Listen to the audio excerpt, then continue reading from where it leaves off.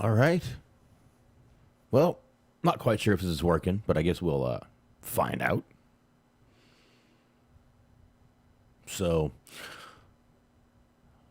all right, let's see what we got going here. I think I may be on YouTube. Let's find out. All right, let's get the music playing here. How's that sound? Let's do that. All right. See if this is going to work. Let me go ahead and get Mixer running. If this is working, we will find out in a few minutes here. Get some people over here. All right, let's do this. And I'm hitting the music. Let's go. Let's hit Mixler. We need to drop this. We need to hit pause. We need to hit record. And right here.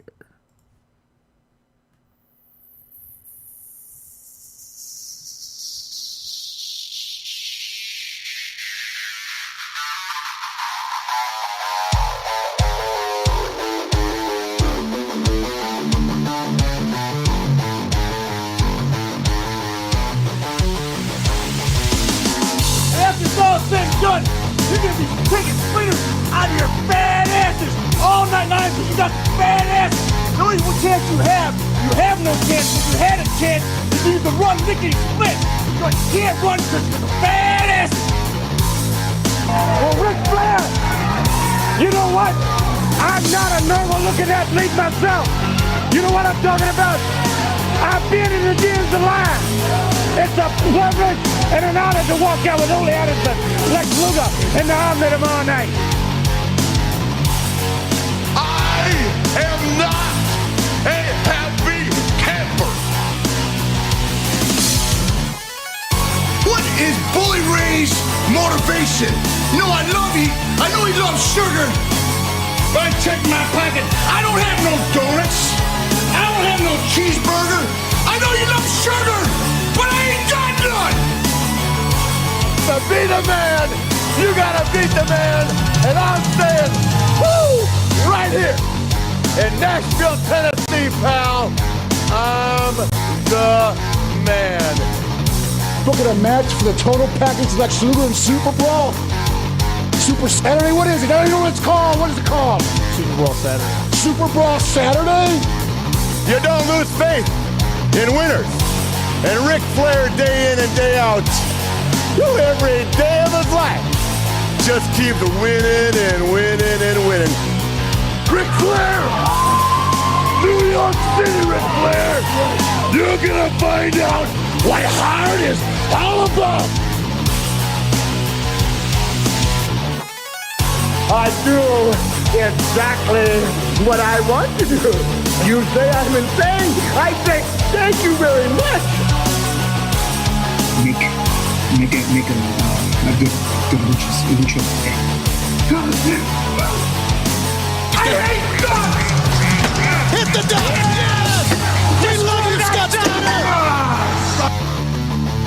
Today, I've got the style and profile like never before. You guys talk about being students of the game. I am the game, JR.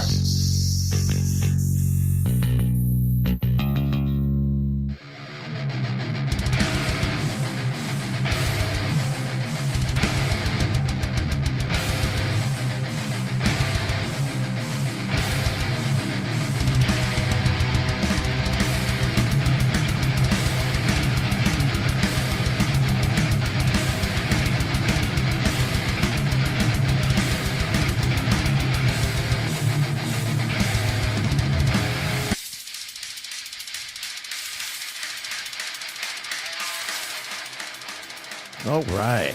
What's going on, everybody? Hope everybody's doing good tonight. It is Friday. I am solo. Smart is in the chat. I'm glad for that right there. And I'm trying this also on YouTube. So if you guys want to jump on in the YouTube, the link is in the Mixler chat. So if you guys want to jump on in there, I'm going to throw some pictures up while I'm doing the show.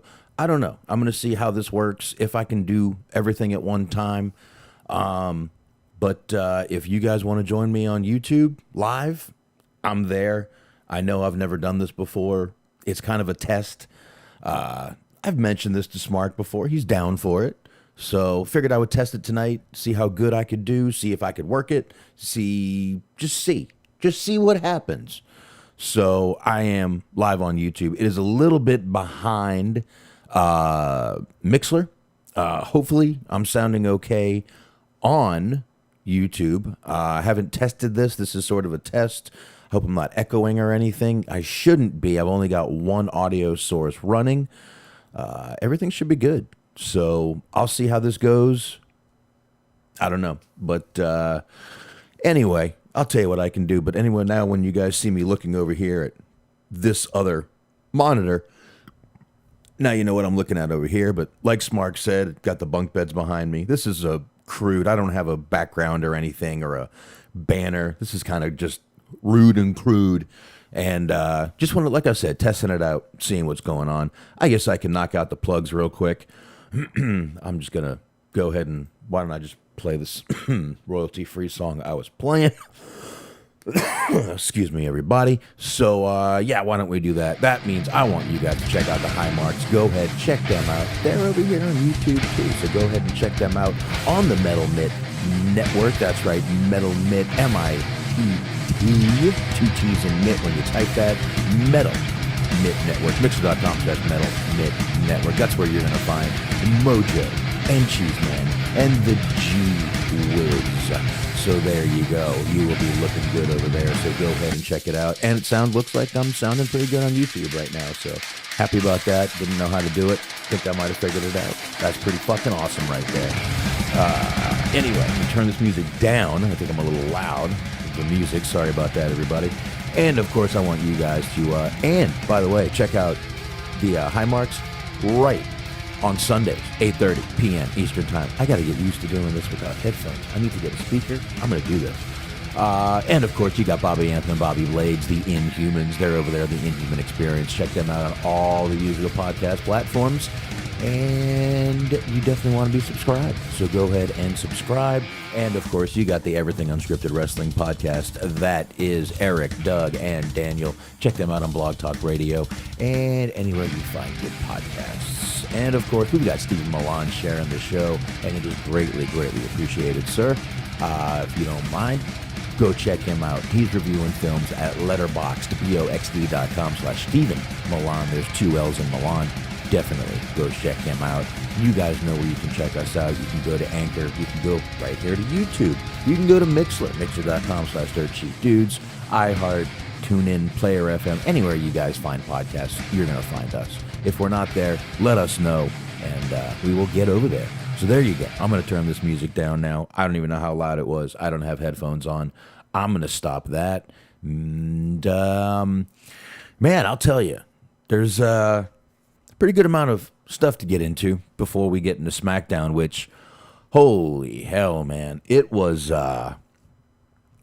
my God, talk about being, just having the fans back. That was like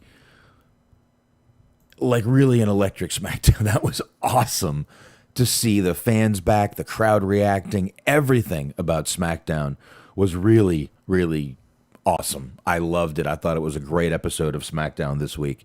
Having the fans back and everything, and you could actually see that they were kind of like feeding off the fans finally once again.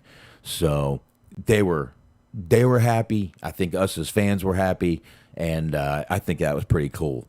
I'm gonna also let me pop this little chat room up here in Mixler.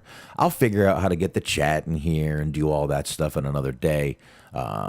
Just again, not really sure how to do all that right now, but figuring it out, hopefully figuring it out. Thank God I do have Smark and old Sasha Baron Corbin over here in the chat helping me out, making sure I'm okay on the YouTube, and I guess I'm doing all right. But anyway, I guess the first thing I'll get into, excuse me for that, first thing I want to get into is a couple things that happened on this day in wrestling. I kind of like doing these. I don't know why, but I do. I'm going to slide myself over here, and I'm going to go ahead and lock myself right there. First thing I want to go ahead and talk about, here we go, is 33 years ago today, Frank Goodish, best known as Bruiser Brody, was fatally stabbed in the shower stall in Bayamon, Puerto Rico. He was 42 years old. This was in 1988, man. Stabbed twice in the stomach in the locker room. Many little things, not really sure. A lot of people think they know what happened. I mean, it's kind of, you know, a lot of people know what happened.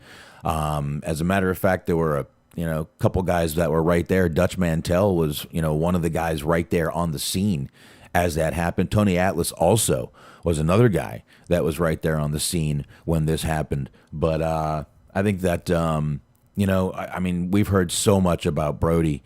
And, look at that forehead. Look at that forehead. I know audio people can't see this, but check out that forehead right there.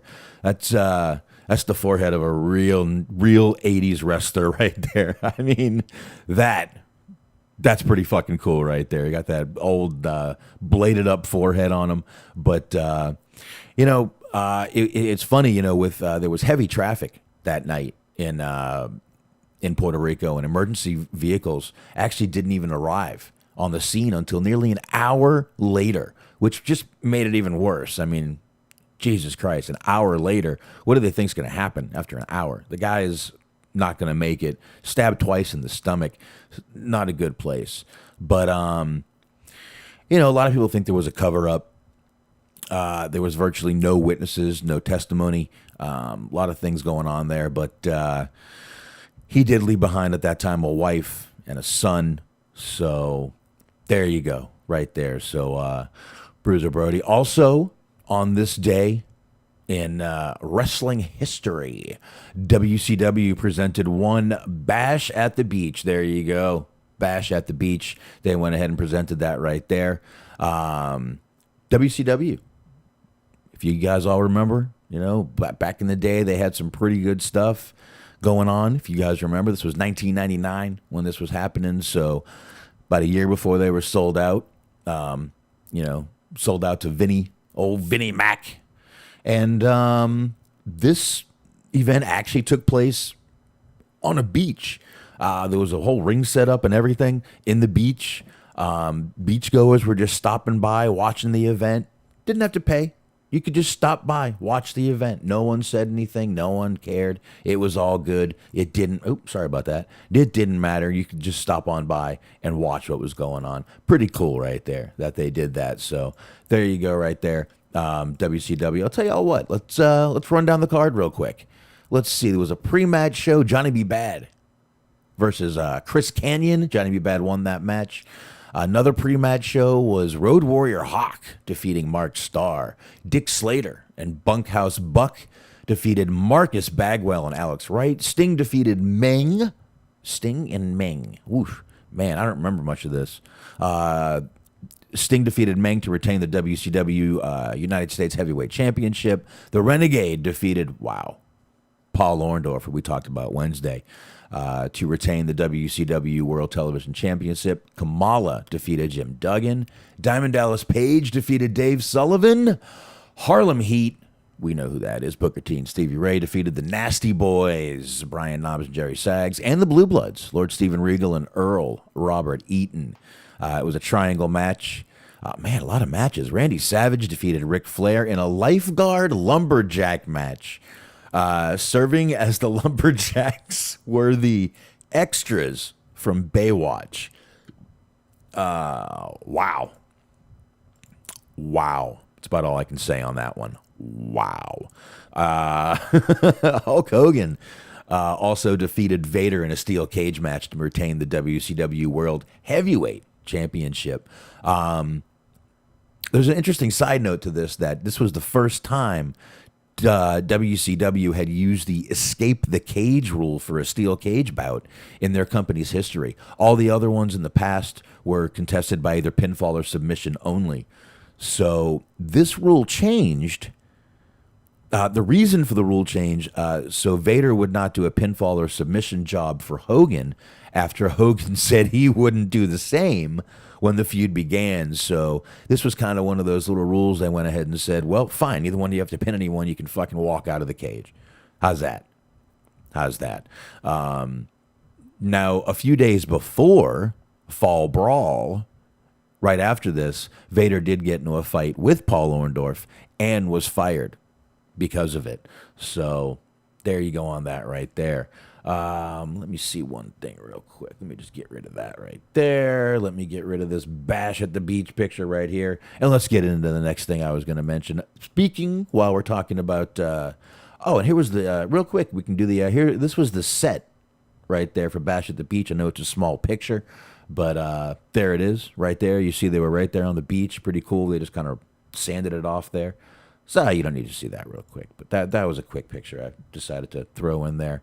And we had Heat Wave 2000, 21 fucking years ago, obviously, 2000, from the Grand Olympic Auditorium in Los Angeles, California.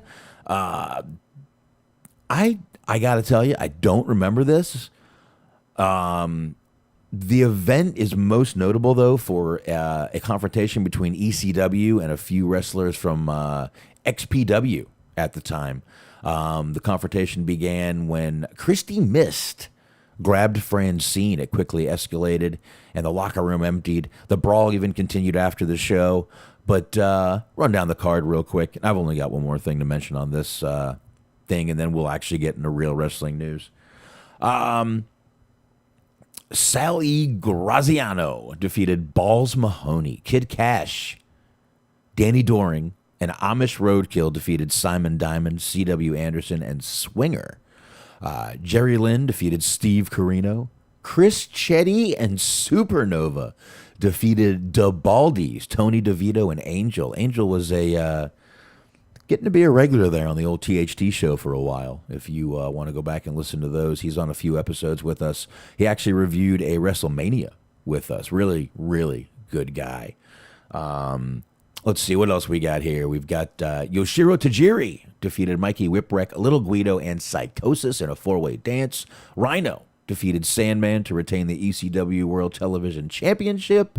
Rob Van Dam defeating Scotty Anton, and Just Incredible defeating Tommy Dreamer in a Stairway to Hell ladder match to retain the ECW World Heavyweight Championship. So there you go. That is what happened right there. We got one more thing to get into here, and that is 20 years ago today, Terry Gordy passed away of a heart attack from a blood clot. He was 40 years old. So, he was found in his home in Saudi Daisy, Tennessee. Hope that sounded familiar to me, and that's because that is the home of my co-host, is in Saudi Daisy, Tennessee. I hope he doesn't mind me saying that, but that is where he lives. So there you go. It says at the time of his death, he was survived by a son, 2 daughters, 1 nephew, 1 niece. His son, Terry Jr., did wrestle as Jesse and Slam Master Jay. I bet y'all remember him for a little while. Retired in 2010. And his nephew, Richard Slinger, wrestled in All Japan Pro Wrestling Noah before retiring in 2005. So there you go on that also. All right. So there you go. That's everything that happened in wrestling history today, July 16th. So, I don't know. Like I said, I kind of like doing those right there. I'm not quite sure why, but I do. Something else we can get into here. This was also mentioned already on SmackDown with Bianca Belair and Sasha Banks winning an ESPY award, both of them, for that match at WrestleMania. And that moment, I really think that moment really was one of the most amazing moments probably that we've seen in, WWE. Just those two sitting right there, just, letting all their emotions they just let their emotions pour out right there. And they were both trying to hold character, but it didn't really go through. And, when me and Smart talked about it, we were even saying how it's really cool to see, it was really cool to see that at the moment. Just, they were both so overwhelmed with what was happening. They both knew what was going to happen, and their emotions got the best of them. And my God, they became human. Holy hell, how dare they become human? Really good moment. I thought it was pretty cool for both of them right there. But you see, Sasha Banks had a little tweet. She put out a little tweet with by the SBs saying it's boss time after she won the award. Bianca Belair also put out a little tweet of her own, sitting there once again. Can someone start letting this woman do her makeup? Because I don't know who's different doing her makeup, but in this picture, by the way, she made the dress she's wearing. It is a red, glittery type dress. She looks absolutely gorgeous. She's standing there with Montez Ford right there. Oops, sorry, you guys see the picture of it right there on YouTube. Really, really, really, what a beautiful girl. Especially, I don't know. Not that WWE makes her ugly looking, but she just looks so much better, more natural looking, and that's what this makeup looks like. She posted another one, also another tweet right there. It just says the SBs with her in her dress with her championship, on her shoulder. Another little cool picture by her. Triple H, of course, and Stephanie. They just had to jump in, and a bunch of people actually congratulated him. Frankie Monet was in there. That new girl, Morgan, I think her name is. I'm sorry, I forgot her name. But here's Triple H. Congratulations to at Sasha Banks WWE and at Bianca Belair on winning the at SB for at WWE Moment of the Year for their hashtag WrestleMania main event. Incredible moment for them, for our business and the hashtag WWE universe. I can't argue with. I really hate talking like that. I feel very weird talking like that, to be honest with you. So I don't know, but I shouldn't do that. Stephanie also chimed in, of course, making history in and out of the ring. Congratulations to at Bianca Belair and at Sasha Banks WWE, the first female recipients of the ESPY's Best WWE Moment for their match at WrestleMania 37, becoming the first black woman to main event. To main event, and then it's got hashtag ESPYs. Not just for that, just that match, their moment, everything more than just the fact that it was two women of color that were in the ring, that they had an excellent match. Number one, they made history. Number two, obviously, but the moments those girls had in that match will just always be remembered. That little, her crying, Sasha after the match, getting caught, basically crying down there, so happy, smiling for Bianca Belair. Those are the things I think more people are going to remember. But it was pretty good. I'm glad they won an award for that. That's pretty cool right there for them. Going to get rid of a few pictures over here while we're going through some stuff, so I can just trim it down a little bit. And there we go. I'll probably have to figure out a better way to do all this right here before I probably, not even knowing it, delete myself accidentally. But I'm liking this YouTube thing. Kind of wish there was kind of liking this YouTube thing, to be honest with you. Pretty fucking cool. I like this. I'm gonna get more of this.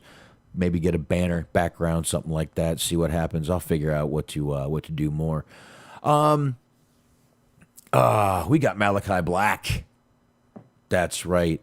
I was on Zelina Vega's, I guess, Twitch stream and basically was talking about, things that he had done. Actually kind of revealed a little bit of where his character came from. He said, it's funny. The reason I did this is because this is actually how I wanted the WWE version to be, said Black. When I started, I wanted to come in as a heel, and Hunter, we all know that's Triple H, wanted me face. If anyone has ever seen any work of me on the independents, you would know that the gimmick I was portraying in the WWE was an amplified version of what I did on the indies. That's why they wanted me. But I wanted to be a heel, because I was coming off of a heel run on the independents. But then Hunter had this idea of making me a face, a stoic face character. So I had to switch from being this obnoxious, sadistic, possessed by a demon guy to the same possessed demon devil guy, but then having remorse. And I have to find the middle ground with that. And I had to find the middle ground in that. And how would someone who is like that find remorse and show remorse by being stoic and having a problem expressing his emotions? All right, there's another paragraph after this. But I want to get into that paragraph. I can't say I disagree with the guy here. I mean, yeah, he was coming off of this great, thing, great heel run as Tommy End on the Indies, this badass guy. And, like I said, I didn't know much about him. Luckily for my former co-host, I heard a lot about him and went and looked at him a little more. So Tommy End was really awesome. I liked a lot of the things he was doing. Now, for him to go in and want to do this heel character and Triple H to just kind of deny it, I agree. It's hard to be a dark babyface character. I know Undertaker did it. This isn't Undertaker, guys. This character was a little more, even darker than Undertaker. Undertaker might have, been this cemetery type character, but this character here was supposed to be, like he said, almost demon possessed. And then now he's got to be this, demon possessed guy with feelings. It's like, how the fuck do you do that? I mean, that can't be easy to be doing. So I'm gonna grab a beer real quick. Where's my beer? It's on this side. All right. I'm gonna grab me a beer. You guys know I said I was gonna do some drinking tonight. Me and the wife already had 3 shots. Vodka's already gone. Cheers to everyone out there. Beer one. Beer one. And how about a little puff of the old vape? I know I shouldn't vape. Leave me alone. If I don't, I'm going to smoke. Because I got cigarette smokers at work. My willpower is shit. Let's just say that. So I definitely agree with him here that it's hard to take that character he did and make it a babyface. He even got it over for a little while, but it just wasn't the same. It just was not the same, that character. So he went on a little bit here. He kind of discussed, again, we're going to talk about how he got that name. And he said, I was looking for an Old Testament name, and I found one that had a double meaning, said Black. I was a big fan of Children of the Corn when I grew up, and I felt that. With the character, kind of fit. Black then talked about how much he enjoyed the creative freedom that AEW has. And he said it's just a much better place to be working. He says, it feels really good, admitted Black. It feels really good that I'm in a place now where my creative mind can be utilized versus stopped and controlled and being presented in things that I know are not going to work because, no offense, I knew a lot of stuff wasn't going to work. And I said that to them as well back in the day. Lo and behold, it didn't work. Man, it's like he knew what the fuck he was talking about. And he did. He did. But kind of cool where he came up with the name. I don't think I've ever seen the full movie Children of the Corn, to be honest with you. I don't think I ever have. I know I've seen it, but I'm not sure I've actually seen the whole movie before. But it's kind of cool. That's where he came up with the whole thing. And also the fact that it's a Old Testament thing with double meaning. That's pretty cool. It's pretty cool that he did that. That the name of that character has so many, that he actually did some work on it and it has some meaning to it. Gonna take a little break from WWE, kind of Malachi, kind of led us into a little bit of AEW news I'm going to get into real quick. Sorry about that. I kind of was looking at something else there for a sec. Damn, this is going to be a lot to work with, but I think I can do this. I can do this. So we did see the other night, and I forgot to mention this on Wednesday. It was just a strange night, but I did forget to mention Miro actually came out and cut a promo about a hero who was once lost because of because he wasn't being himself. And at the end, he referred to himself as the Redeemer and actually showed off a new title, the TNT Championship. I like it. It's kind of got that old school. It's a white strap. It's kind of got that old school IC title look to it a little bit. Got a little green at the bottom. Those of you on YouTube, I got it put up here with the gentleman at Belts by Dan. I guess he's the one that made that belt, I'd assume. So I figured I'd give him credit for it. Pretty cool little belt. And again, I know these pictures aren't all sized and everything. Like I said, this is a test. It's a little rude. It's a little crude. It's down and dirty. But here we are for one night trying out YouTube. I don't know. I just wanted to give it a shot, see what would happen. Right now, I'm kind of liking it. So, but I apologize. There we go. But yeah, that's I do like that belt. I do like that belt. It will look great on Hornswoggle. You know, it kind of looks a little Irish there.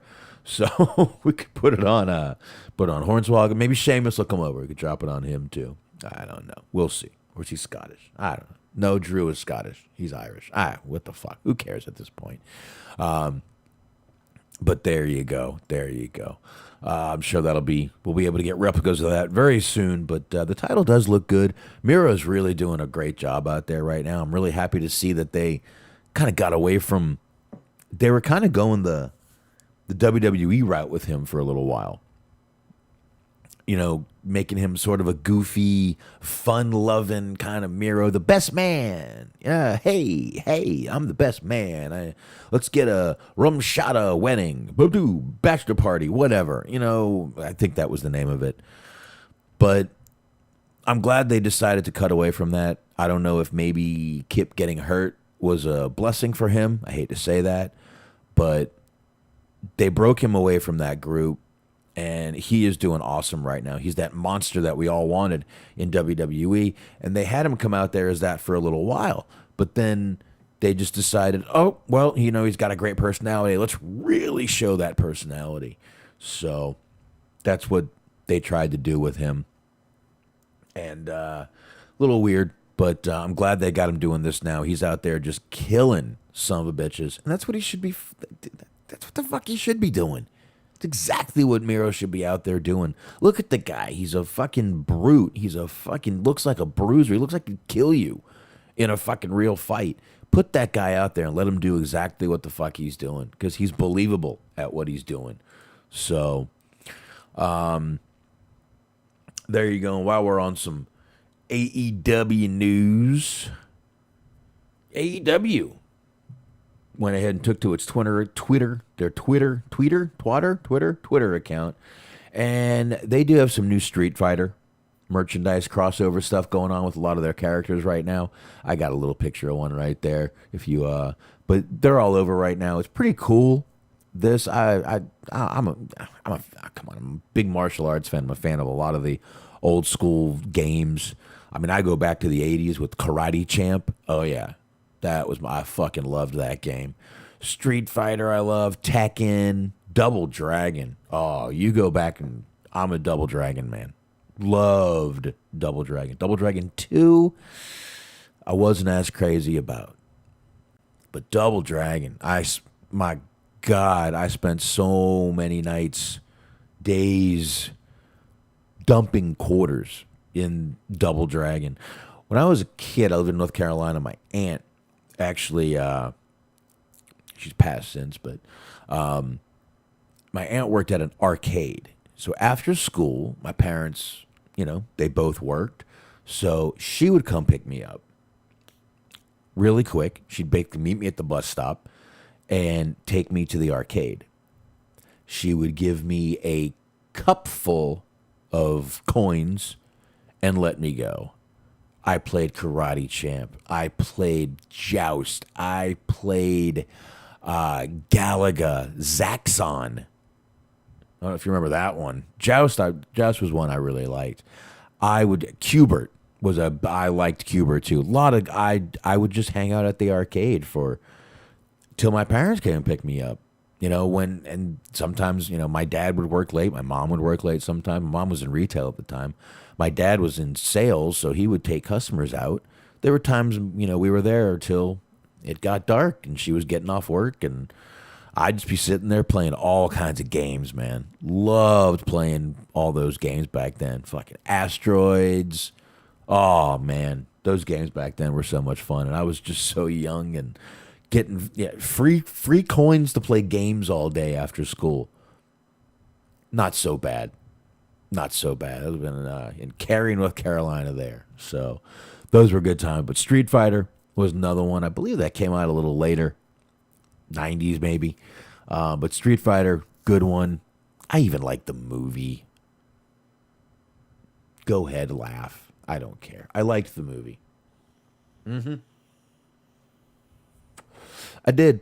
I liked the movie. But let's go ahead and roll on from that. Let's get into a little bit of Britt Baker news here. We do have some Britt Baker stuff to go ahead and talk about here. We can go ahead and get going on it. There she is, Britt Baker, looking good. Got the title right there with her. She was on Vicky Guerrero's Excuse Me podcast. I honestly forgot Vicky had a podcast. But here we are. Executive Vice President of Impact, Scott D'Amore. It wasn't actually Britt. It was Scott D'Amore. And he was discussing a topic. And it's being said that Britt Baker has already approached him to face Deonna Purrazzo in a cross-promotion match.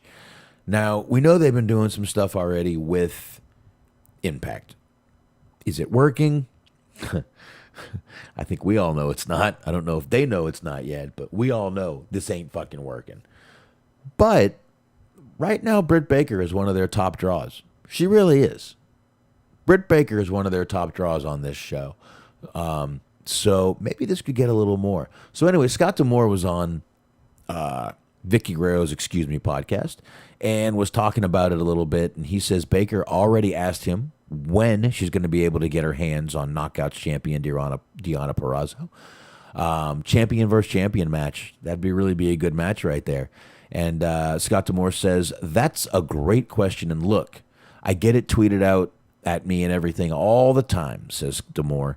All I can say is from our perspective, look, I got cornered by Britt Baker down in Jacksonville a few weeks ago, and she's like, when do I get Deonna? I said, hey, Britt, oh, come on. We've always said we have an open door policy. Yeah, you might want to rethink that. And we're open to do it. You know the deal in wrestling sometimes. That's a lot of hurdles to jump through, but I think the relationship with AEW has been fantastic. And by the way, just throw this out there. There's a hat tip to Fightful here for the transcript there. So he continues going on. He says, I think Tony Khan is a breath of fresh air in many ways in the wrestling industry. And it's just been great to deal with a person who is in a different company where there's honesty and transparency. And it's like, hey, let's do that. You know why? Because that's cool. What the fuck? We share our vision for a world like that. And I love to see it because, I mean, whether it's Nyla Rose or whether it's some of the many other talents that you have there. That was a little bit of a word salad, a little bit of a jumble together. This would actually, I think, this could draw. Like I said, Britt Baker is one of their top talents on the show, I believe, right now. And I'm not even just saying top women. I'm saying top talents on that show right now. I wasn't sold on her in the beginning, but she is really, really just that. When she got injured, she just became a whole new character, and I started liking it. She was doing unbelievable at that time, and it hurt. She wasn't even wrestling. Hurt. This woman was doing absolutely amazing. So I really enjoy her now. She's honestly, I think she's great, and I think this match could actually do something. And Deonna Purrazzo has a little bit of steam right now. She was let go from WWE. A lot of people were surprised by it, so she had some steam going on with that right there. And I don't know. I think out of all the things they've tried, this match right here could actually get a little bit of steam and might actually do something for one of the shows. Lord God, do not have this match on Impact. Oh, please. I don't think they would anyway. I'm just saying. Beer. Cheers to all you out there.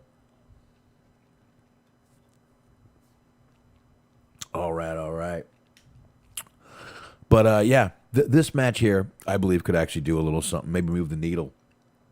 I'm not saying they're going to pull Impact out of a slump or anything, but an AEW certainly is not in a slump. Wednesday night, their Fyter Fest Night 1 edition, went ahead and drew 1.025 million viewers on TNT. This is according to Brandon Thurston of WrestleNomics. This is up 17.68% from last week's Road Rager edition of the Dynamite. They were at 871 viewers, but they were making a comeback right there. They were back on their regular night again. So you can't... Look, they're back. Yeah, this was a different night. The show was good. I'm not going to say the show was absolutely amazing. It was excellent. I enjoyed the show. We reviewed it. Me, Smark. We reviewed it. I had a good time doing it. It was a good show. But they are back. They just needed to come back to that regular night one more time. They were just floating on that Friday, and then they had a Saturday, and jumped right back into it. They crushed it in the demographic this week.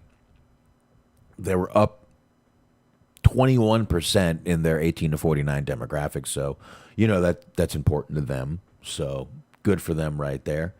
I don't know. Good stuff for them. I'm really glad they're doing their numbers again. I think people were starting to, not going to say they were starting to worry, but I think they were starting to worry a little bit. So, all right, let's get into another little thing right here. Speaking of some of the women going on in wrestling a little bit, let's go ahead. I didn't mean to put that one up. Let's go ahead and talk about Bayley. That's right. Everyone, my God, she's out for 9 months. She must be pregnant. She has to be having a baby. No, right here on YouTube, you can see right here. She's got a little picture right here. She is not pregnant. She is not having a baby. She had ACL surgery yesterday, actually. We all know last Friday they did the whole announcement that it was going to be Carmelo with the match we saw tonight. And in an update, though, Bayley did tweet, can't wait to miss the first show in front of fans again. I blame you for this. Thanks a lot. And she's in her hospital bed. She's got a little thumbs down going on. But there you go. So she was looking forward to not seeing you scummy fans back there again. Man, she's going all Weebs always has the best comments. I'll tell you that right now. Hold on. Prego, the awesome Kong Maria gimmick. Yes. I mean the Becky Lynch gimmick, the Lacey Evans, same gimmick. And Weebs, I don't know if you know, but I am live on YouTube if you want to jump on over right now, and you can check out the show there. I think right up there, if you look up top, you can get the link. Actually, I'll go ahead and post it one more time in here. For anyone coming on in the chat room, I am live on YouTube tonight. That's why the chat room is a little scarce. There you go. One more time. Post it on in there. I don't know. Kind of liking this over here. So, all right. So there you go. Bayley, once again, not only having surgery, but keeping the heel character going, which she's great at anyway. So, now we're going to go from that to, this is an interesting little story here, I got to say. I guess there was a charity auction that Pete Dunne was doing. There you go. There's Pete Dunne right there in his female gym teacher greatness coming down to the ring. I guess he did some sort of charity auction with his ring gear from NXT TakeOver in your house from this year, his worn ring gear, he was doing a charity auction. So, excuse me there for a sec. He did, and he had to issue a statement because the guy that won the auction not only is refusing to pay, but decided to go online and make fun and mock wrestling that it's fake. So he did put out a statement in writing. I will put it up here on YouTube. It's not the greatest copy, but I'm going to go ahead and read it anyway, so you don't have to. Here we go. He said, "First, I want to thank everyone that participated in the auction for their generous bids. We raised a huge amount of money for an amazing charity, which is a hospice for children in the West Midlands in the UK. The last bid being $5,000. Unfortunately, the person who made the last bid had no intention of paying and sent us messages afterwards poking fun at wrestling being," he quotes, "fake. I've attached the screenshots and the person's username, which have their name and address. And when we got in contact with them on social media platform, we immediately received another message, from eBay from the same account claiming that he didn't place the order and to cancel the order. I don't know what kind of individual it takes to poke fun at wrestling to the detriment of a children's hospice, but here we are. I will leave my DMs open for the next couple of days. If you made a bid, please message me and let's see if we can work out who had the highest bid before this idiot snuck in at the end." Listen, I don't care what your thoughts are on wrestling, if it's fake, if it's real, whatever you think. To go into a charity auction, bid $5,000,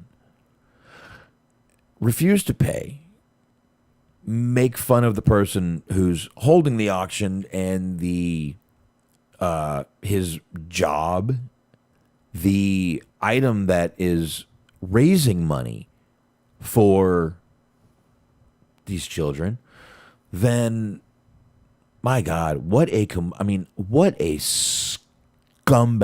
That's not even the right word. I don't even know what is a horrible. There's a reason I'm not posting the name of the guy, or I don't want to post his name. I don't even want to know who he is. This is a giant piece of shit, this guy. Absolute scumbag for doing this. I'm as baffled as he is over the fact that there's actually people out there that will do something like this. Go in, create. I see I locked up a little bit there on YouTube. I should be coming back right now, by the way. Just a complete scumbag for doing this. I just want to make sure I'm not locking up on Mixler also. Nah, Mixer's running like a Yugo. There you go. You like that one, don't you? Running like a Yugo.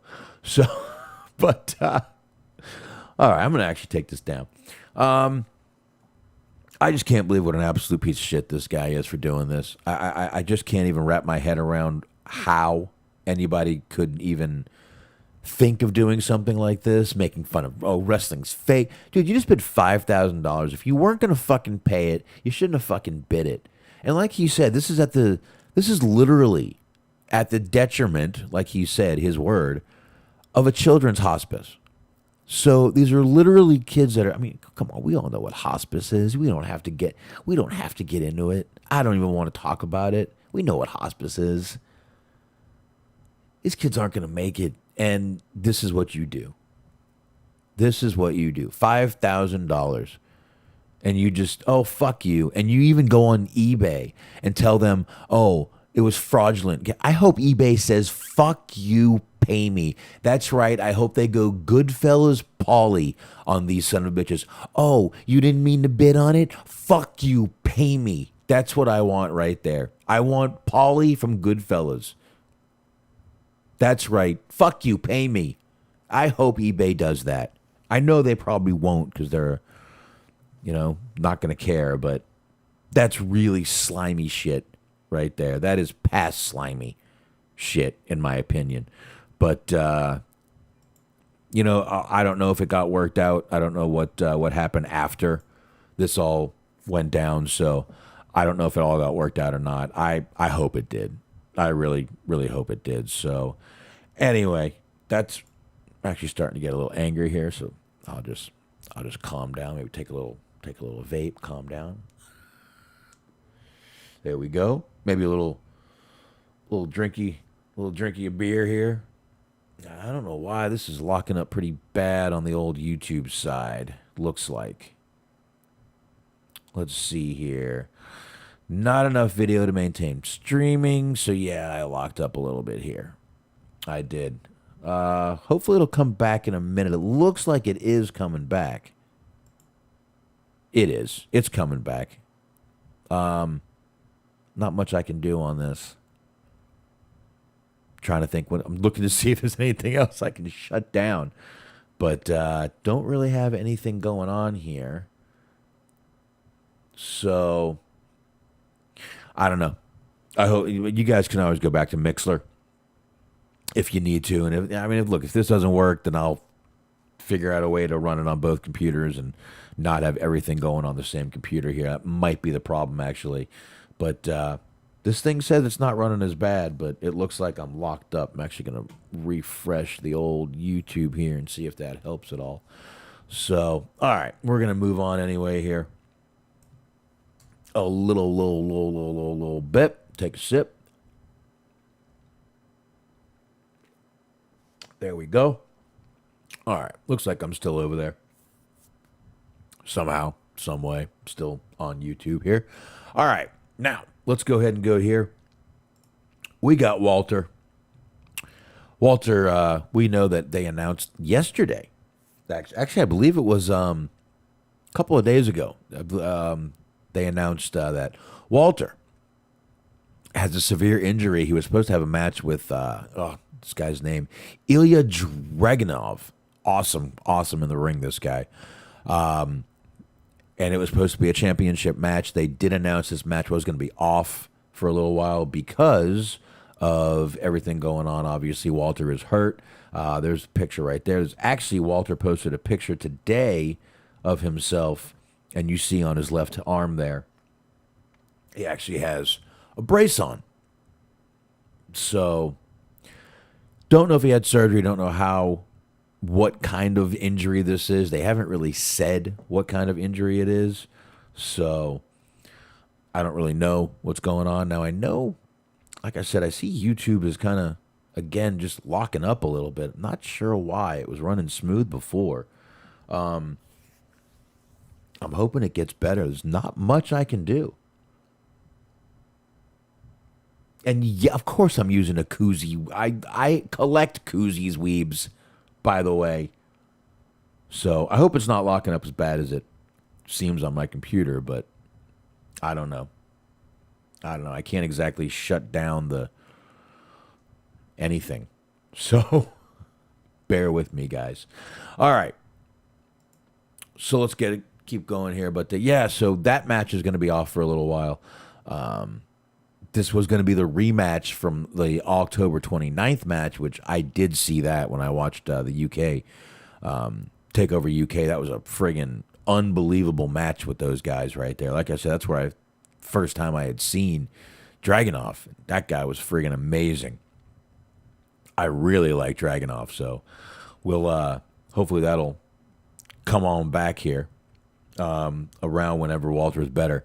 So let's go ahead and get rid of that. We don't need to talk anymore about that right there. We can get rid of that. And oh man, people really thought Nia Jax, she put out a kind of a cryptic tweet earlier, yesterday I believe it was actually. And people really thought she was fired. I actually saw people online like, holy shit, she must be gone by this tweet. She's got to be gone. And she put out a tweet that simply said, thank you all, had the little thank you folded hand emoji and a heart. And people immediately started going Holy shit, she's gone. She's thanking WWE. She's thanking the fans. She's got to be gone. First of all, if they're not getting rid of Jimmy Uso for what he did, what are they going to get rid of Nia for? They're both related to the same person. Not happening. Not happening. Finally, she clarified it just a little while later. She put out the tweet at 9:10. But 2.5 hours later, she came back and said, "Oh no, just pure gratitude to everyone. Never take anything for granted in life. Love you all so much." So, as many things that people were saying, that she was fired, she was leaving, she was this, she was that, that wasn't the way it was going down. Didn't happen that way. She was just letting everyone know she loved everyone in the world out there, even the people that hate her. So good for Nia. Again, you're not gonna. She's too ingrained in that company. They're not getting rid of her. They're not getting rid of her. Calm down. They're not getting rid of her. No. All right. I guess we got to talk about it. I'm going to get rid of a few pictures before I do, but we will talk about it in just a second here. I just hit a button on my computer, on my other computer, and I am now in full screen for some reason. So give me 1 sec here, and we're going to get into Goldberg. That's right. This man right there. We're going to get into Goldberg. That's what we're going to do. Let me try to get, there we go. I'm out of full screen.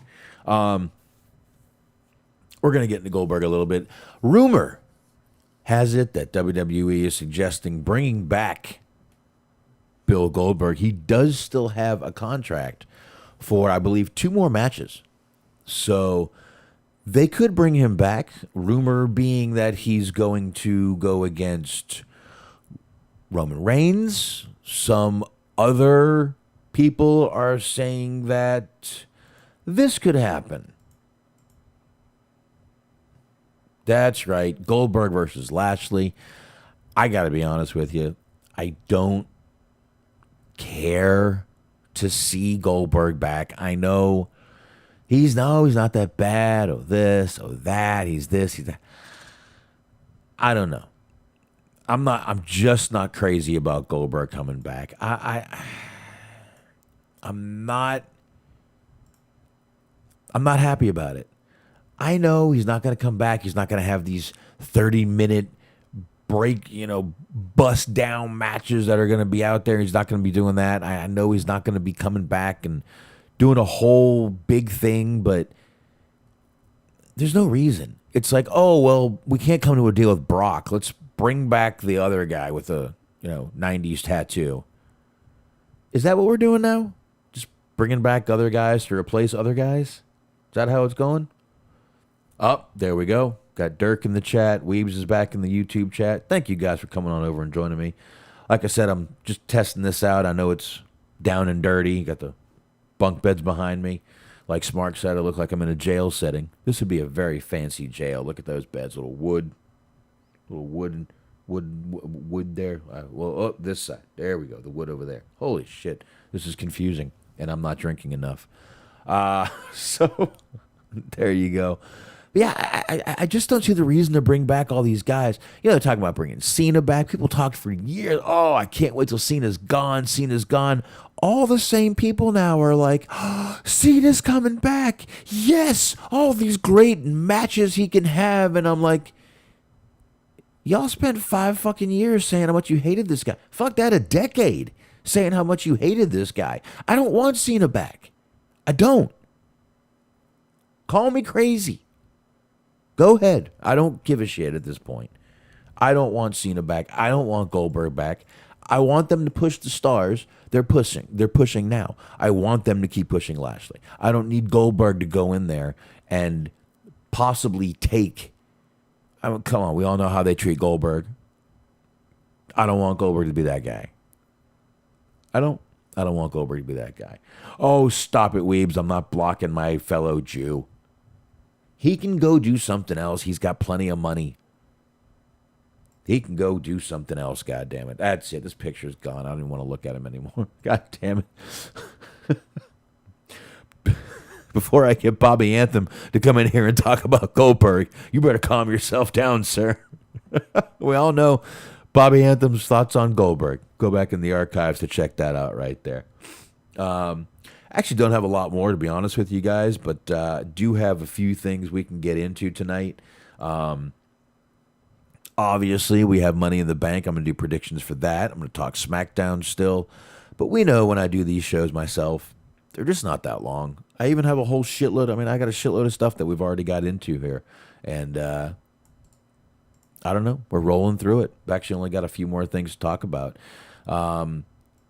So, speaking of Money in the Bank, which I wasn't really, but I did just mention it since I'm going to do predictions. Can't talk. Predictions tonight. But there has already been a match revealed for the pre-show, and it's going to be a kickoff match. It's going to be the SmackDown Tag Team Champions, Rey Mysterio and Dominic Mysterio. That's right, Dominic and his dad will defend the titles against the Usos for the kickoff show on Sunday. So there we go. That'll be pretty good right there. We know that's not going to be a bad match. The Usos, awesome. Usually, Rey and his son. Come on. Well, I don't think we need to really get much more into that. And I don't even have a picture of him. I don't have a picture of him. Here, I can put this up there. There you go. Money in the Bank. How do you like that? There you go. Right there in the corner. Courtesy of WWE for us right there. See? All right, so Dirk is actually watching SmackDown now. And there you go. We'll jump into SmackDown in just a few minutes here. I got one more thing I want to get into. Don't really have any notes on it, but I do have a picture or two. And those of you luckily on YouTube, you can see this right here. AEW today was posting pictures of their new action figures. I believe, let me see, what was the name of that company? Name of that company was Jazzwares, right? Jazzwares is the name of the company putting these bad boys out. Now, I'm not going to say they're bad, but I'm going to put the Brit figure up here on YouTube. So if you're in here, you can check that out. Let me get rid of this Money in the Bank one real quick. There we go. There's a Brit figure. Let me go ahead and shrink myself down a little bit. Oh, I didn't mean to get rid of myself. Let me shrink myself down just a little bit here. You know what? Let's shrink me down right about there. We'll put me right about here. And let's get this Brit. I mean, does this really look anything like Britt Baker? The legs are like huge on her, number one. This is ridiculous. I don't know why that picture won't picture won't get bigger, goddammit. All right, well, I might as well get myself. There you go. You can have a little more of me now. But I don't get it. What is... I know why the picture won't work. Give me a second, and I will shrink myself down again. There we go. Back in the corner for me. That's right. You can put Boxman in the corner. He don't give a shit. There we go. This picture will get bigger. No, it won't. It will not. This picture sucks balls. How's that sound? There it goes. There it goes. Now you can see the legs are like long. The torso looks weird. And the face does not even look like Britt Baker. Good God, this is awful. Now, if you look at... Here you go. I got another one coming up here. This is the one of Kenny Omega and Britt Baker. Look how good Kenny Omega looks. Kenny Omega, they got the stubble, they got the whooshing hair, the pants look great. The detail on both of their gear is really, really, really cool. But, man, they are doing Britt Baker a disservice. Complete disservice here because she does not look good. If I was her, I would not be very happy with this. Not be very happy at all. But I don't know. I just think it's absolutely awful what they're doing with this. Just absolutely awful. I just feel horrible for the poor girl. But more beer here. But yeah. I mean, again, the Omega one looks great. The Britt Baker one, not so much. Not happy about these. I saw a few more they were putting out today. They looked fine, but this might be the worst one that they're putting out. So, Britt Baker, sucks for you, baby. Sucks for you. What else can I say? All right, so there we go. We got all that done. So I guess what I can do real quick is I can open me up a little more while we talk a little bit more. I will go ahead and get into, I'll tell you what, let's see. What do I have here? What do I got left here? SmackDown and predictions. That's it. I got SmackDown and predictions. And then we're going to get out of here. So let's get into SmackDown real quick. I don't have any graphic or anything for it, so you guys are just going to have to bear with looking at me. Hey, how are you? I'll put me back in the middle here so you guys don't have to look in the corner. So there you go. You're going to be looking at me for a little while. We're going to talk some SmackDown, though. This was the go-home show for Money in the Bank, as we've been talking already. Again, man, thank God. Good God. Thank God we have fans back in the stadium, because it at this point, it was a huge necessity. When you see what a difference in the atmosphere of the show, what a difference in the wrestlers themselves. We have a new set. We had Mr. McMahon come out, and I didn't completely hear what he said. I think he said, "Where you been? How you been?" Something like that. And he just walked off. Takes a bow, walks the fuck off. Not a goddamn thing we can do about it. But it was pretty cool. But the fans, man, the fans. I may mention them more than one time tonight because they brought this show to a new level, in my opinion, tonight. I loved it. I just think they brought it to a whole new level. We even have a virtual drone. I don't know if you guys saw the virtual drone walking around there, just kind of floating around in the air. You know, they can't see that in the stadium. I'm fucking with y'all. I'm just fucking with you guys. I'm kidding. I'm joking. But, you know, I just want to let everyone know there's 14,496 in attendance tonight at the Toyota Stadium. You know how I know that?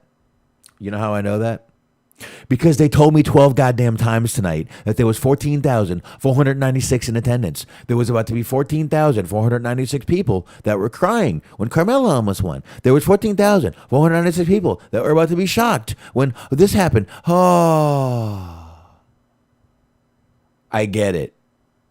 You have close to 15,000. You should have just said 15,000. I would have been happier. I mean, still don't say it 12 goddamn times in one fucking night, but I probably would have been a little happier. So there you go with that.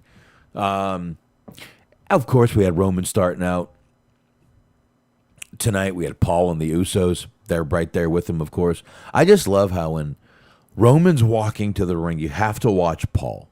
Believe it or not, Paul is more entertaining than anything there. Paul is literally just in awe of Roman, holding his hands, just looking at him like, oh my God. He's amazing. He's beautiful. It's almost what he's looking at him like he's a beautiful specimen walking down to the ring, which we all know Paul's good at doing shit like that anyway, so. But it was really cool seeing that. I know he's done it a ton, but again, Ray and his dad come out. Oh, I'm sorry, Dominic and his dad come out.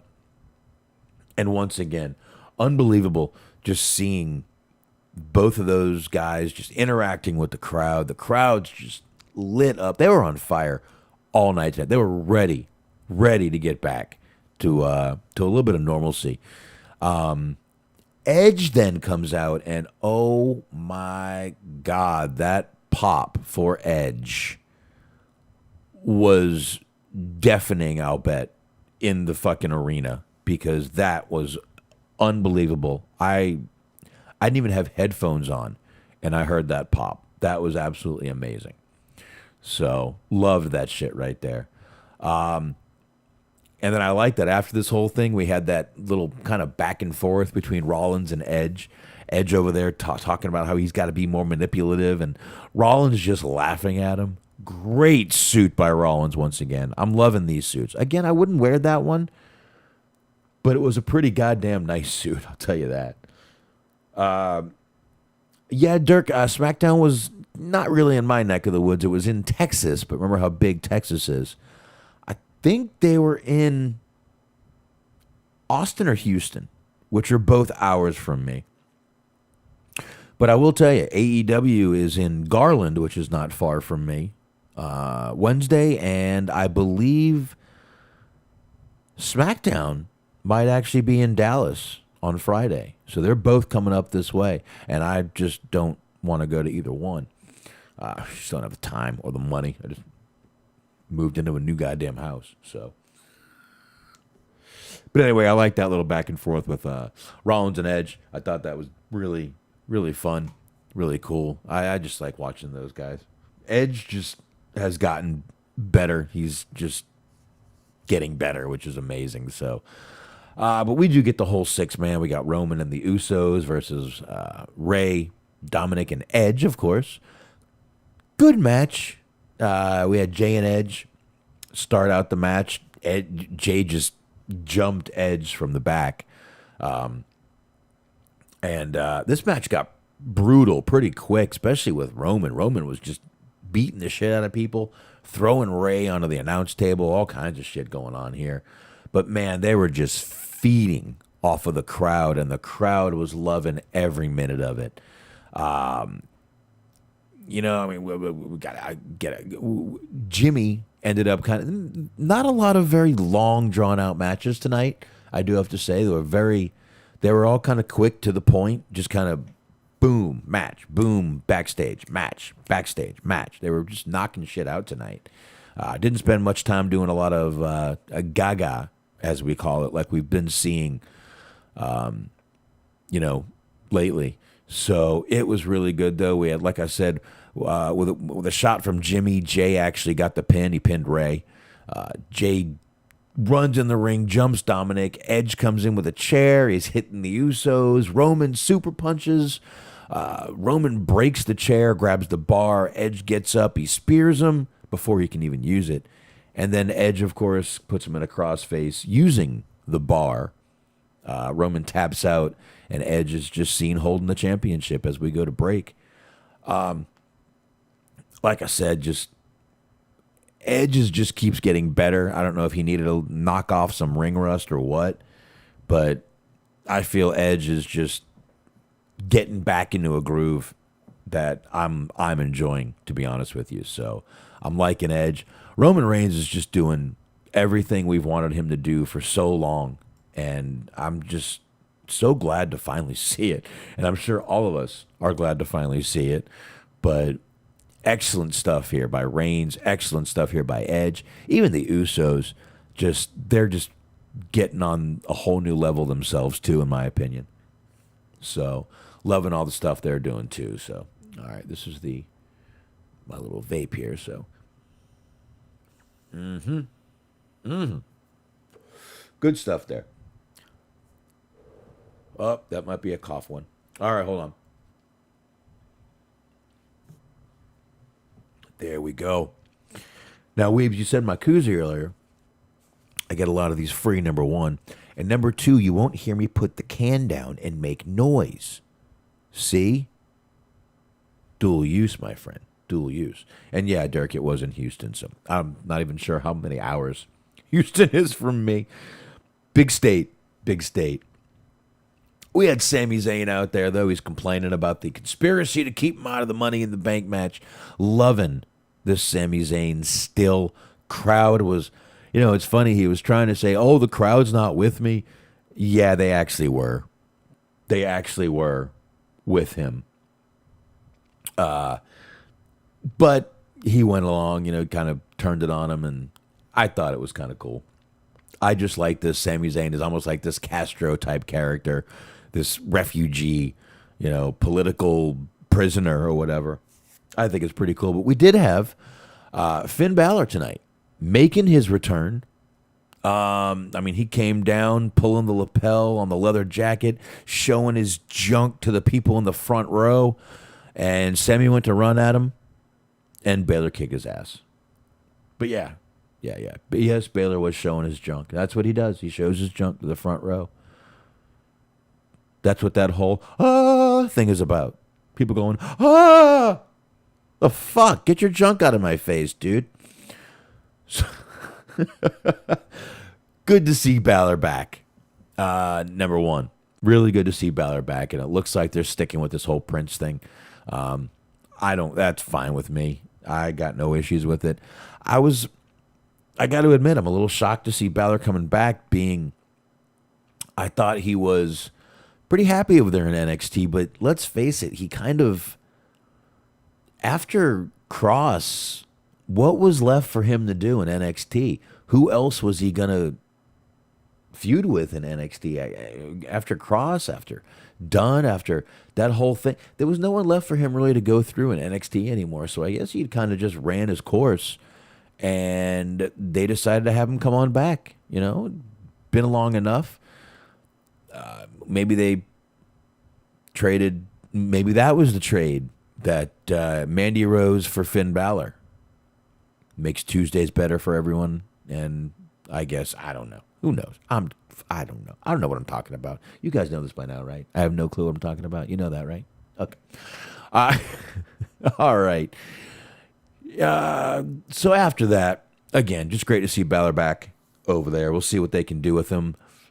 SmackDown, I think, was a much better place for him to go. I think he was on Raw before. I think SmackDown's a much better place for him. I think he can excel better on this show than getting lost in the Raw shuffle, which is what's going to happen if he gets back on Raw. We get Shotzi and Tegan Knox, who once again they're just calling Knox now. They've fallen in line. Even the announcers have. They're making their way to the ring in the little tank, the TCB, taking care of business. Tank, and it's Shotzi and Knox versus Natalya and Tamina. We have Liv and Zelina Vega on commentary. Zelina Vega just looking as good as she ever does. Liv looking as good as she ever does, too. Somehow, at the end of this match, which I'm not sure, I got to admit, I'm not quite sure how it ended, but I did know at the end of this match, the only woman standing was Liv Morgan. So that pretty much means she's not winning the Money in the Bank ladder match. I hope y'all know that. I think we figured that out. All right. So, I don't know. Like I said, I wasn't sure. I kind of had to walk away. Got a few things going on tonight, but definitely wanted to do this. And like I said, I'm really glad I'm trying this out on YouTube. I'm happy. I really want to see how this is going to work, how it's going to come out, and we'll go from there. I'm liking it so far. We got Carmella versus Bianca Belair. This is for the SmackDown Women's Championship. Obviously, this was the replacement match from Bayley, which we talked about a little while ago. Obviously.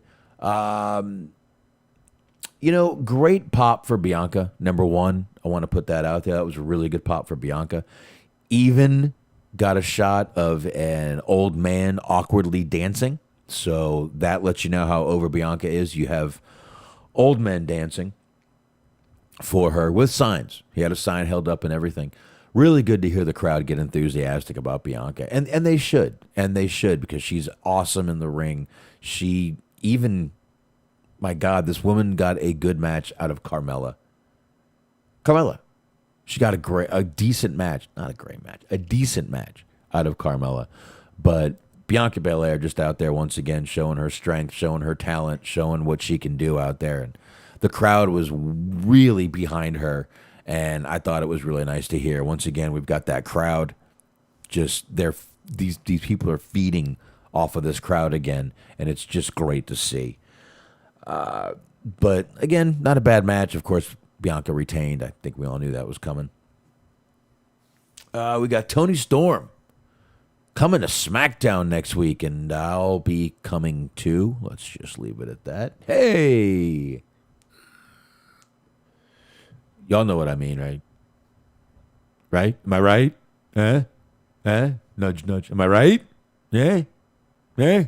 Yeah, all right. Okay. Maybe I'll just sit here after the night and repeat myself. Repeat myself. No, I'm not going to do that.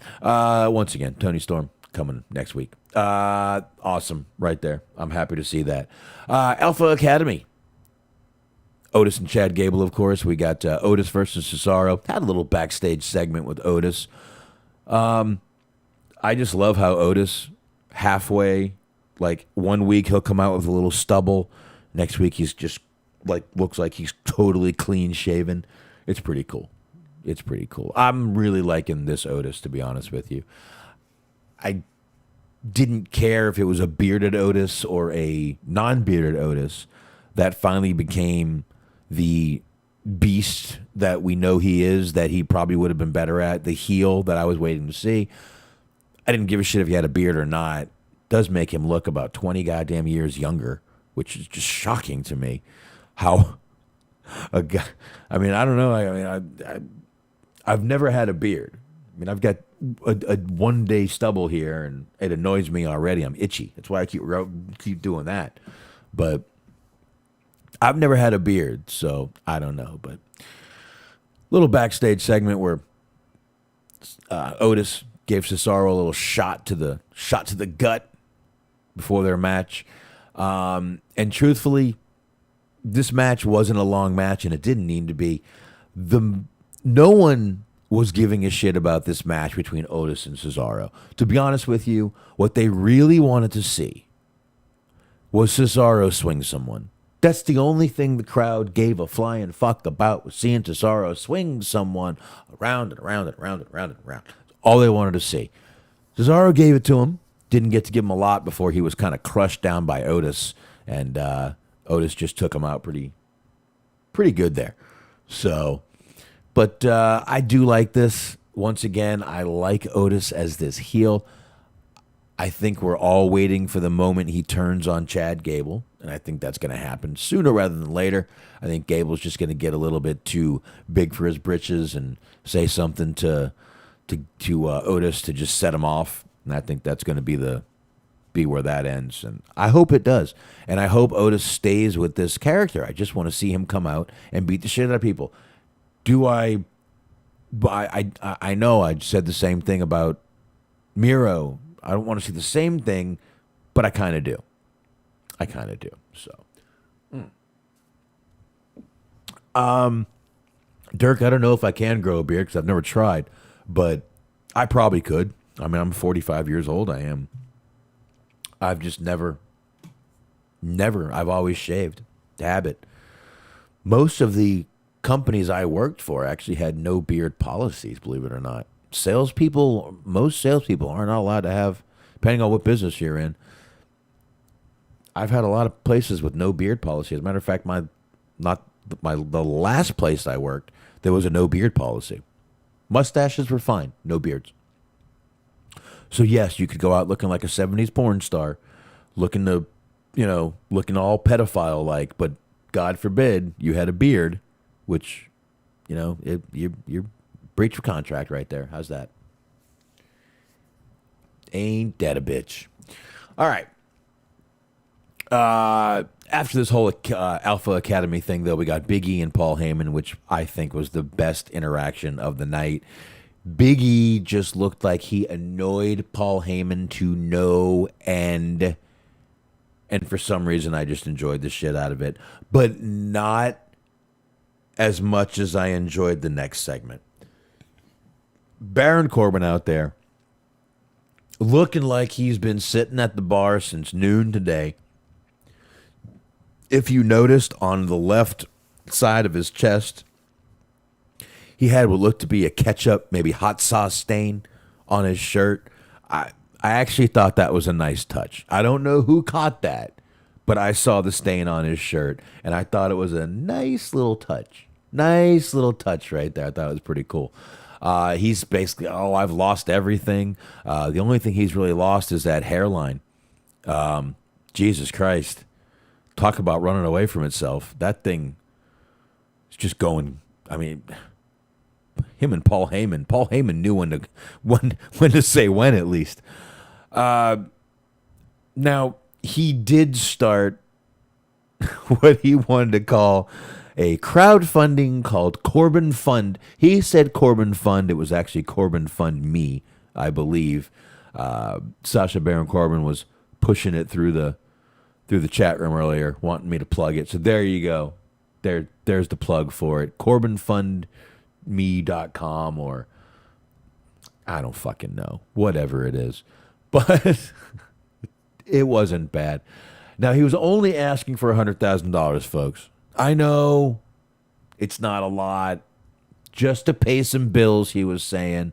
So there, he even got down on his knees to beg. And my God, when I heard Owen's music hit, I was so thankful. I was so thankful. Very, very, very, very thankful. So Owens does come down, and basically Corbin was hitting him up for a loan. Owens just stunned him, and I was like, thank God you did that, sir. That's what we needed from you. That's what we needed. Get rid of Baron Corbin. God damn it. I mean, it's funny, though. Like I said, he's got the hair growing, the hairline going away. That really lets you know that's why he shaved that long hair. Because that hairline was just, I mean, receding isn't even the right word for it. That hairline was just literally just going back and back and back. All right, let's kill this beer. And we'll get another one. Put that right there. All right. No, not that one. All right. Looks like I'm going to be watching some TV and drinking beer tonight. That's not a problem with me at all. So, all right. Let's get on. Actually, we're right up to the main event already. Like I said, this show just moved and moved and moved.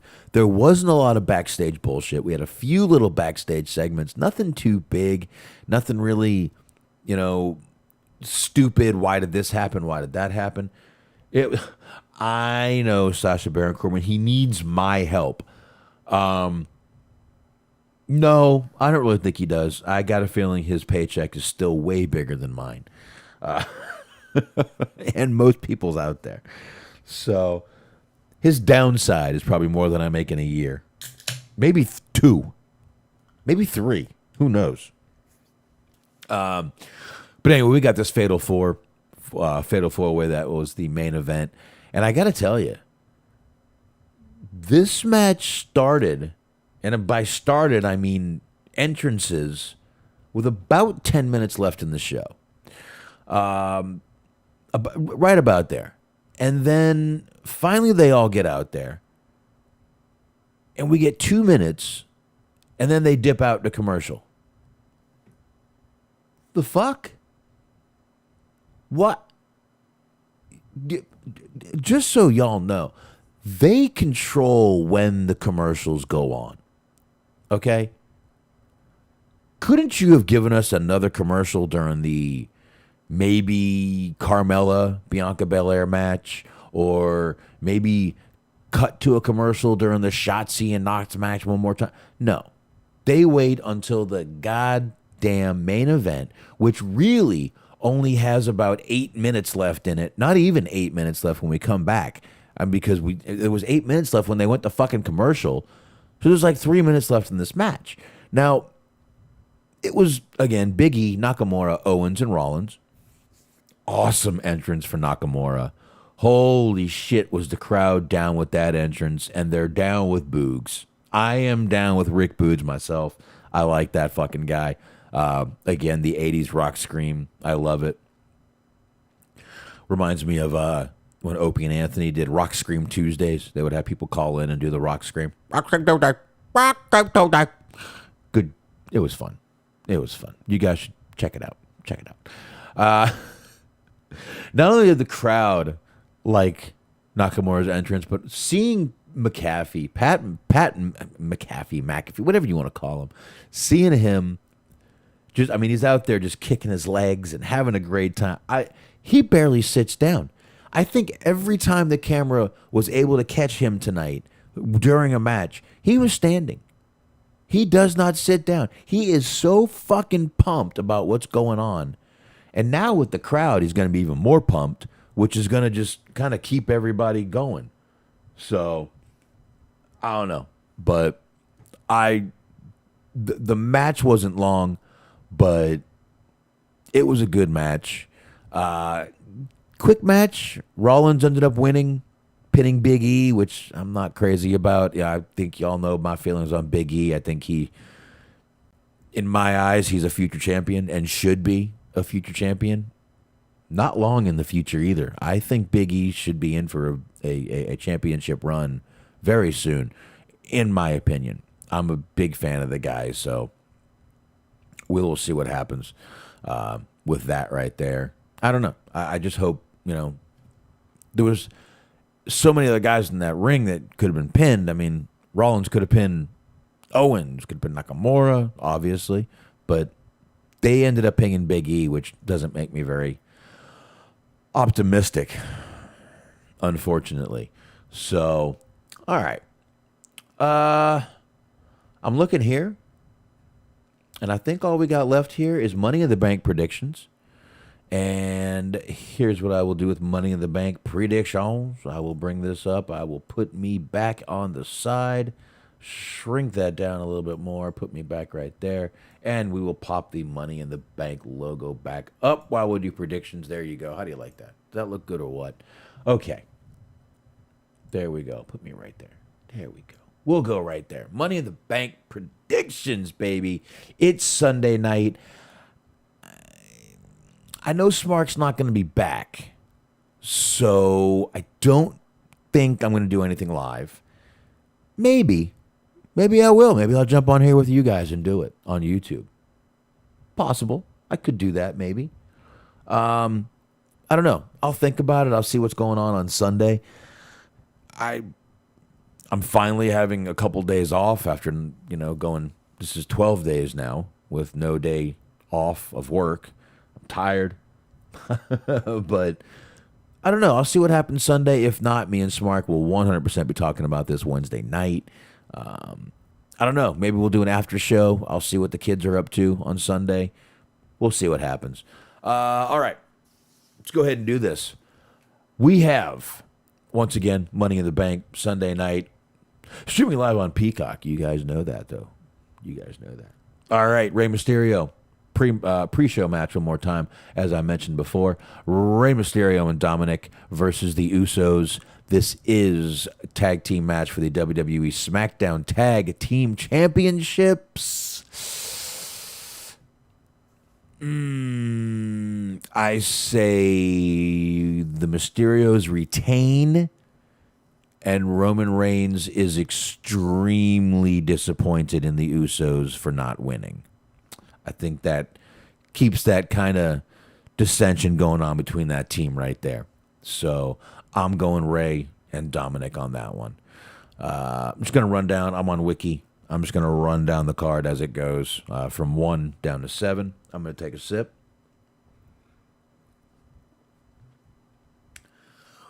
Okay, next match here is one of the Money in the Bank ladder matches.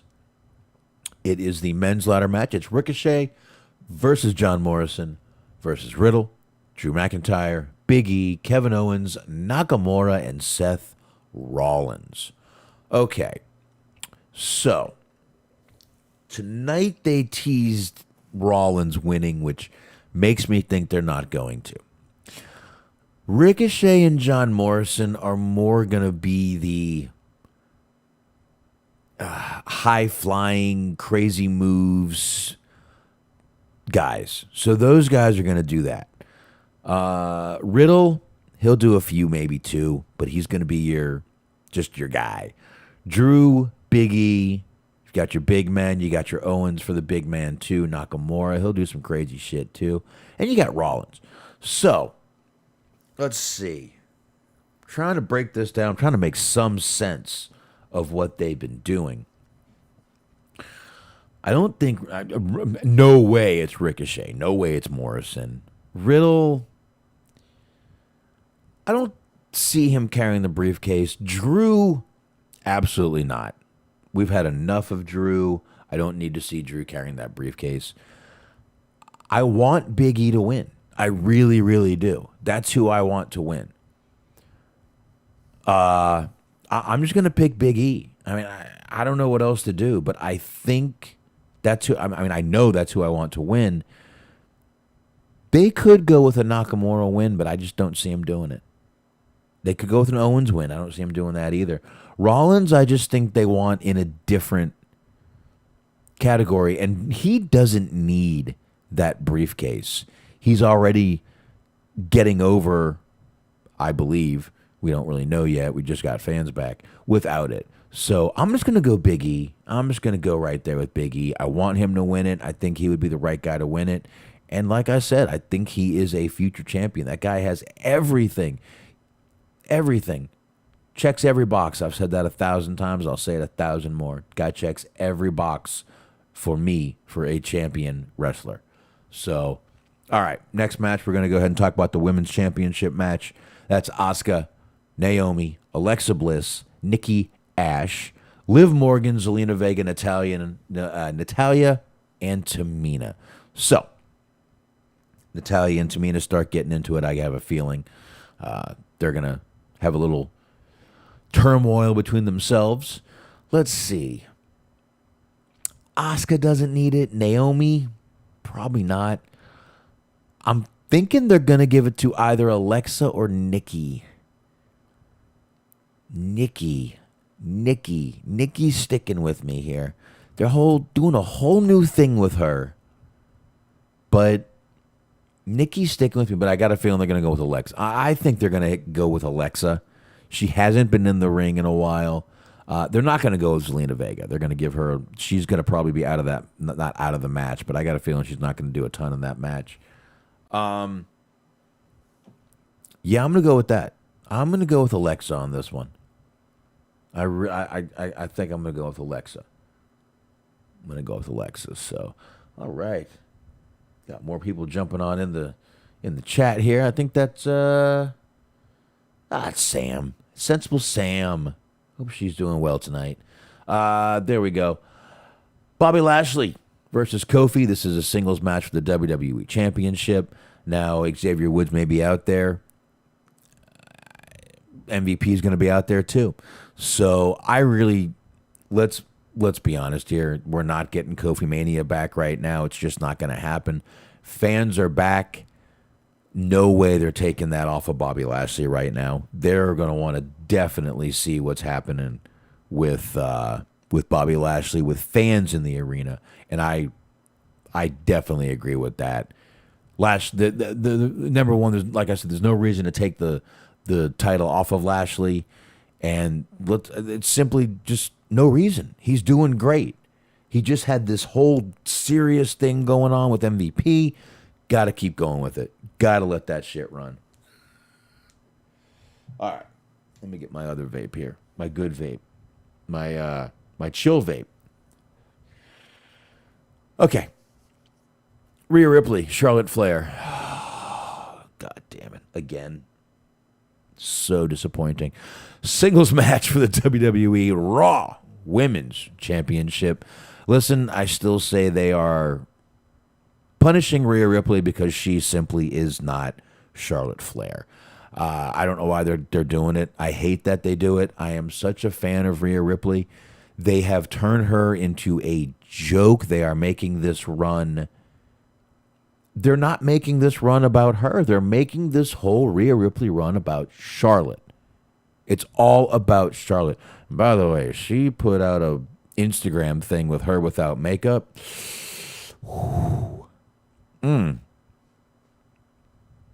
I've seen meth heads look better. I'll just leave it at that. But I want Rhea to win. Not only do I want Rhea to win, I want Rhea to win, and I want WWE to wake the fuck up and go, okay, we have people back now.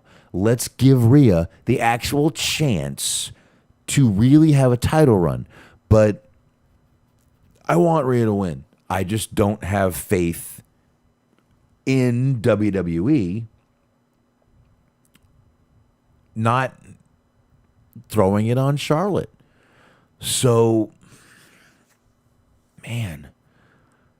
So do I go ahead and pick Charlotte because I have a feeling they're going to just dump it back on Charlotte because they're going to go, Rhea's had such a bad run, although you've never given her a fucking chance. It's almost like you set her up to fail. Fuck it, I'm going Rhea. I don't even care right now. I'm going Rhea. This whole situation with Rhea Ripley just has me pissed off. I'm sorry. It does. She's so much better than the shot they're giving her. Again, they've made this whole storyline about Charlotte Flair and Nikki Cross, now Nikki Ash. Rhea Ripley's been like the third wheel on a date in this right here. It's ridiculous what they've done with her. So, I don't know. All right, I'm going to flip these last two matches because I believe the Roman Reigns and Roman and Paul match, Roman versus Edge match is going to be the main event. We've got AJ Styles and Omos versus the Viking Raiders. This is a tag team match for the Raw Tag Team Championship. Why take it off Styles and Omos? First of all, they've barely been on television. They're funny. I like what they're doing. Keep it on them. Viking Raiders are just going to kind of be that team that maybe they'll get the titles here and there. Maybe they won't. We'll find out. But I don't see any reason to take it off AJ and Omos. They had especially after the performance Omos put on Monday night, I see no reason to take it off of them. Definitely keep it on them. And have Omos do more in the ring as they're doing it. So there you go. I've got that one right there. Last match now. Singles match for the WWE Universal Championship. This is Roman Reigns versus Edge. All right. All right. Roman Reigns versus Edge. Once again, why? See this, man. Now I want to go back and change my Rhea Ripley Charlotte Flair because you can't have a pay-per-view like this with fans back and not one title change. You can't do this. So I'm gonna have to go back to Rhea, and I'm just gonna pick Charlotte. They're gonna do it with fans back. You don't think they're gonna do it? They're gonna do it. They're gonna do it because they're not taking it off of Roman right now. Edge is not there to win titles. Edge is there to further storylines and make people look even better. Roman Reigns doesn't need help right now looking better. He's looking great in what he's doing, what he's saying. But Edge is there to just add a little extra luster, put a little wax on it, I guess you could say. Ooh, wax on, wax off. Oh, yeah. All right, I got to get used to knowing the camera's right there if I'm going to do this on YouTube, right there. Hi, guy. Hi. All right. All right. Roman Reigns. There's nothing.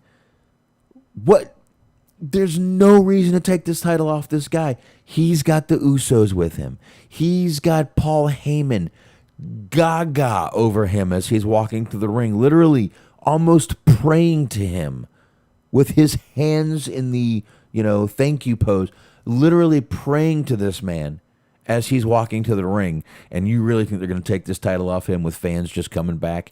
Absolutely not. Absolutely not going to happen. So, all right. Sam is saying Hogan released another book. Did he really? Yeah, give me a sec. I can look that up while I'm here, and we can see. Let's see. Hulk Hogan book. Let's type that. Hulk Hogan book.